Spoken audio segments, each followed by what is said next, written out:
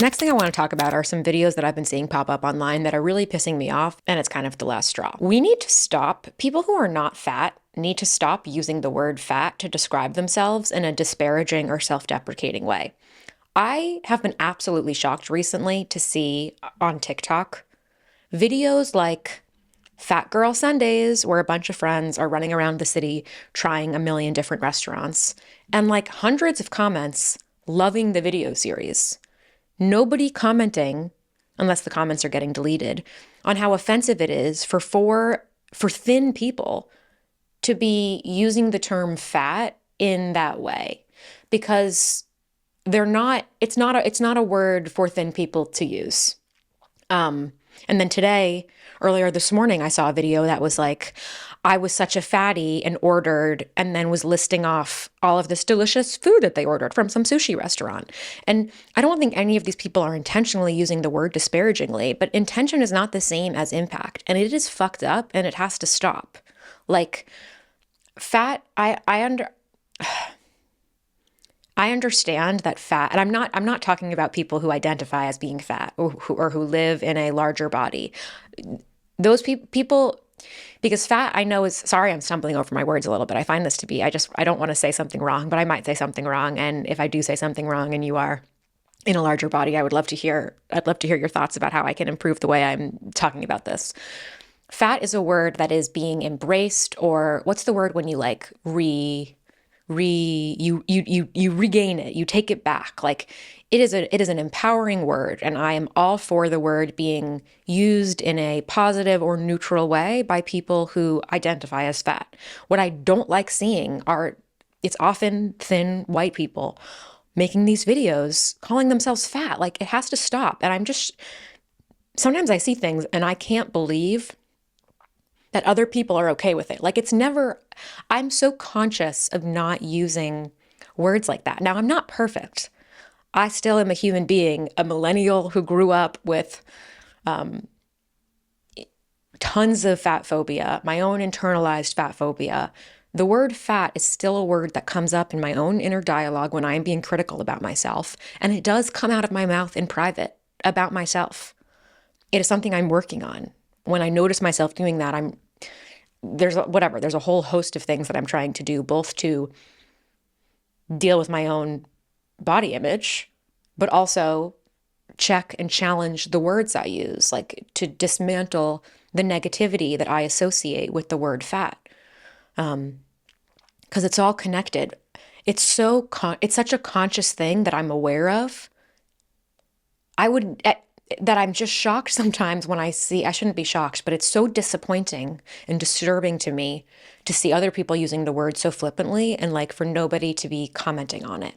And I don't think the solution is to like stitch those videos and tear those people down. Like, I don't believe in bullying. And I don't think that that's how you get through to people. But I'm seeing videos like this, and those videos, they don't make me feel bad about myself. Those aren't the videos that are making me question my body and are causing, that's not what impacts my body image, but it consciously, perhaps it is subconsciously. But there are so many young people, impressionable people, and people living in larger bodies. I can't even imagine. I mean, I can imagine how it must feel to hear shit like that. Because I made a short TikTok about this morning, and somebody left a great comment. I'm going to read what they wrote because they said it better than I could. They said, and this is exactly why they reassure me when I, a fat person, say fat, because they mean ugly and gluttonous and lazy and terrible. And feeling fat is simply not the same as being fat. I think that's articulated so well. When someone says Fat Girl Sunday, they're talking about lazy and gluttonous.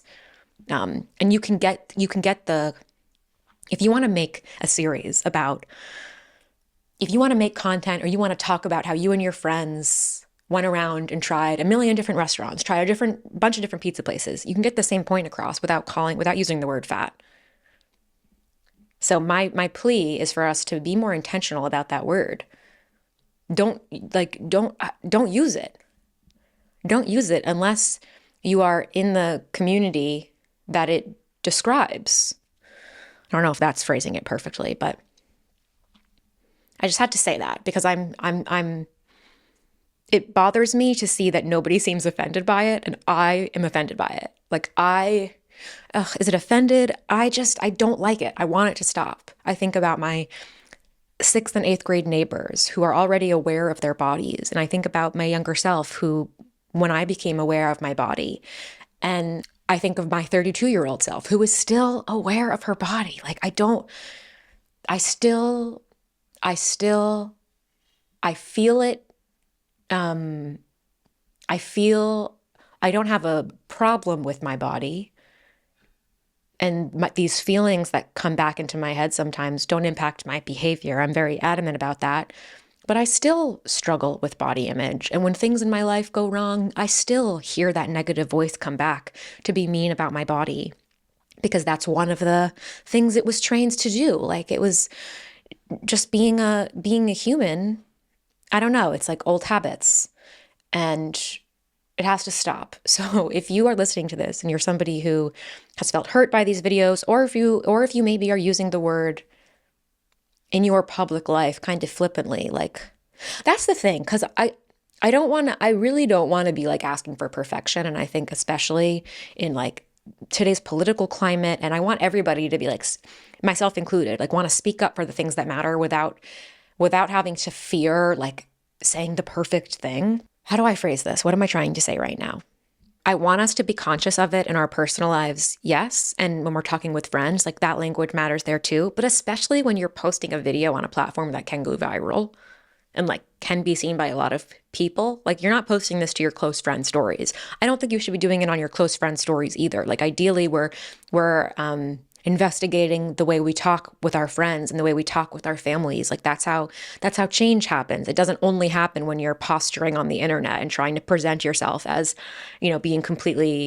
speaking completely correctly. Like, it doesn't matter if we're only doing that on the internet, but we're not doing it in our private lives. But like, be aware of what you say. And I say that as a person who like does an unedited podcast, and I say things that I get things wrong too. But I hope, just like the word fat seems like such an obvious one to me. Like, aren't we past that? Aren't we past that? How are we not past that? It's 2026.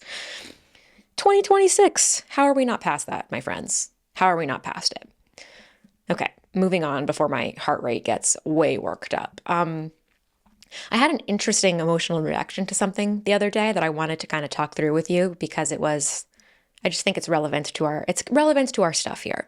So on Friday of this week, last week was a hard week for me.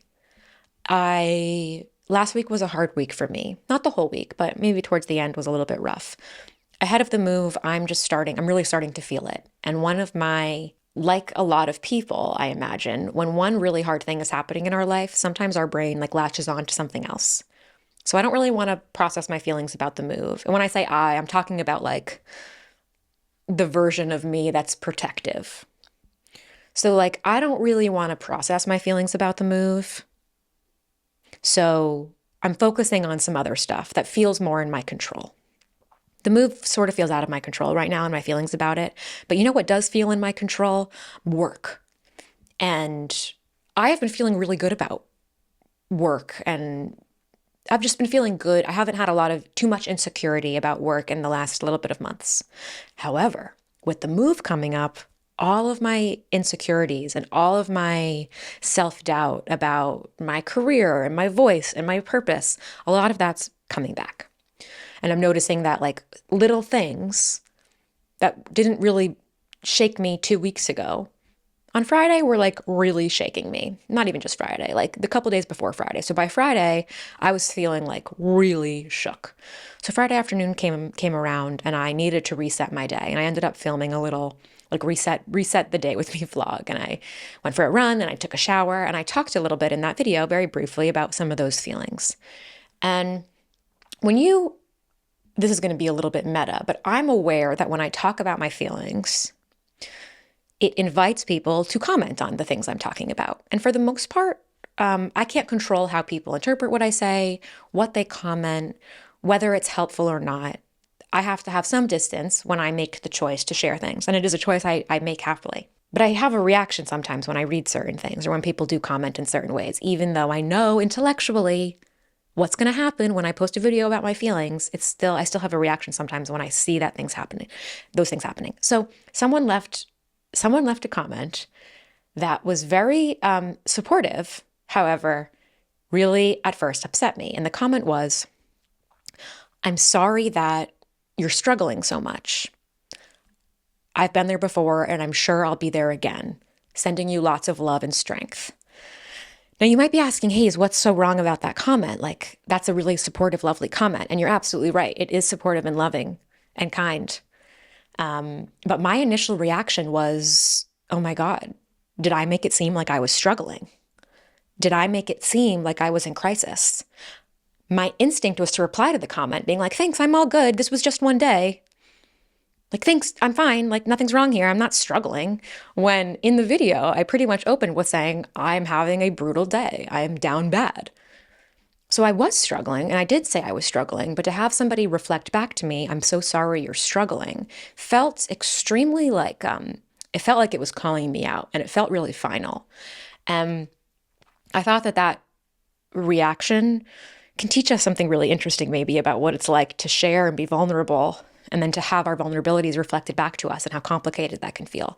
Because my intention in sharing a video like that, I think the intention is multifaceted. There's the perhaps altruistic intention where I want to share, where I know from what you guys say to me that when I talk about my emotions and how I work through them, that it's valuable to other people. So there's maybe an altruistic thing where like, I think it helps. And I care about people feeling less alone, and I care about people feeling more equipped to deal with their emotions. But there's also a selfish component, which is that I want to feel seen myself. And maybe selfish isn't the right word, but like more self-interested, which is that I want to be seen myself. I want to make myself feel better by taking action and by receiving support and love. And that I think is very human. Like we share things because we want to be supported, but then we can also be really critical of the support that comes in. And what felt triggering for me, and this I think reflects a larger challenge I have in my personal life, is that I don't like it when I share something hard and somebody reacts to me when they make it seem like I have entered a low point. Because to me, what I'm going through right now is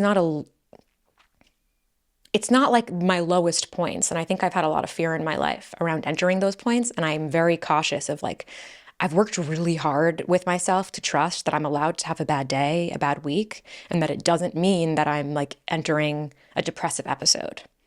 Sometimes the fear around like entering a depressive episode or being depressed, sometimes the fear of that has actually exacerbated the pain I was experiencing because I didn't trust that it was just a normal ebb and flow for me. We all have different ebbs and flows of our emotions. For me, what I was dealing with Friday isn't great. It's not fun. But in my brain, I'm like, wait, I'm not struggling. Like I was struggling today, but I'm not like in a state of struggling. And for someone to say to me, I'm sorry you're struggling, it freaked me out. It wasn't actually anything about what this person said, but it freaked me out. It made me feel like, oh my God, is everybody worried about me? Are people talking about how I'm not okay, but I actually am okay? Can't I be allowed to express a bad day without everybody worrying about me? And again, it's not about the commenter. It's more a reflection of my own insecurity, my own shame around not being perfect. It's all about my stuff. And the comment just revealed my stuff. And it's like not that deep. I did say I was struggling, but it made me feel embarrassed for a second. It made me feel worried about like the people who know me in real life. Like, I'm like, oh my God, is my mom going to think is my mom going to freak out? Like, was this dramatic? And I think even in the video, I said something like, I know I was like tearing up a little bit in the beginning, but like, please, it's not a big deal. And there's such an interesting like balance between, it's like, I want you to see that I'm having a hard time and I want to be loved and receive support for the hard time that I'm having, but I don't want you to like freak out about this. Like, don't make it a big deal. Can't you just like be there for me, but not make it a big deal? And that finding the middle ground there is, I think, how we support people. It's how I like to be supported. And I think it's one of my gifts in my friendships, and maybe it's a gift that comes through with this show, is that I think I can receive somebody's pain and hopefully make them feel seen and supported, but also not freak out. Like when a friend, I'm sitting on the couch with a friend and they tell me something that is really hard for them and that might be like, quote, a shocking piece of information. I think one of my skills is that I don't freak out. Like not much can really stir me. Like I'm not going to freak out because freaking out isn't helpful for you feeling better. I appreciate, like, what did someone else, my friend Amber, I don't know if Amber listens to the podcast, but Amber, someone else in our community, sent me, I'm going to read a message that they sent me. And I'm not doing this to like compare people's messages, even though that I guess that kind of is literally what I'm doing. I'm not trying to compare it in like this person's bad, this person's good.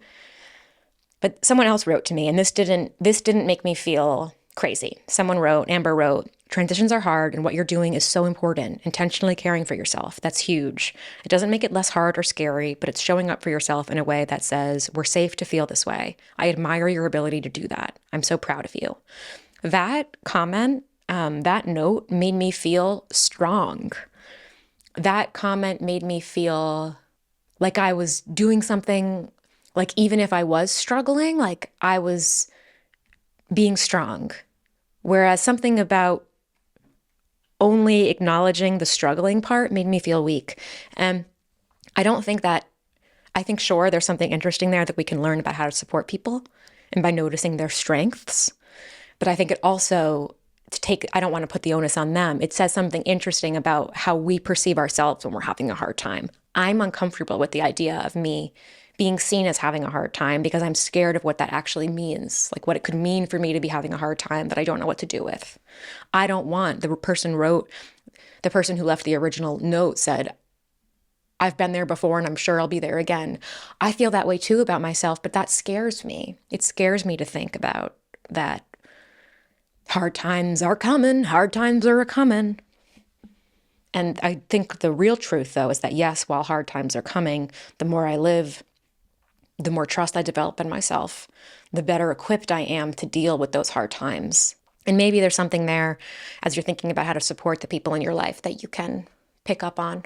Last thing I'll say, I'm not prepared to talk about it today, but I think I'll talk about it next week. I saw a really interesting, some commentary from somebody who is child-free, making a list of reasons why apparently she's a horrible friend because she has certain expectations of her friends with children. And those friends with children can't meet those expectations. And this person who made the post is trying to create a dialogue around friends with kids, friends without kids, creating support for child-free people. It was really interesting. I am thinking about this dynamic a lot. I definitely had a reaction when I saw the initial post of like, this conversation feels tired to me, which isn't really true or fair. I want to dig into it a little bit more. I think I'll talk about this topic in an episode coming up, but I would love, if any of you have a letter that you'd like to send, I'd love to dive into it in an advice episode. You can send me your letter at hellohayesbusiness@gmail.com. It's interesting because off the tippy top of my tongue, most of my friends have children. Some of my friendships with people with children have changed, but I don't think it's because of the kid. I don't think it's because of their new identity as moms. Now, I have friends who feel completely differently, other friends that don't have kids yet or don't have kids because they will be child-free, who very much feel like my friends with kids have lost their identities. And I appreciate the sentiment, but I also think that I think I see both sides here, and I don't want to be like a both sideser, but I'd love to, if you have a story or you have a situation and you think that you just want to talk it through, like I'd love to hear from you. I'd love to hear from you. So send me those letters at hellohayesbusiness@gmail.com. And if you have any letters that you want to send me, of course, hellohayesbusiness@gmail.com. I hope you're having a great week, great day, wherever it is that you're listening from. And I will see you next week. Thanks so much for hanging out with me. Bye.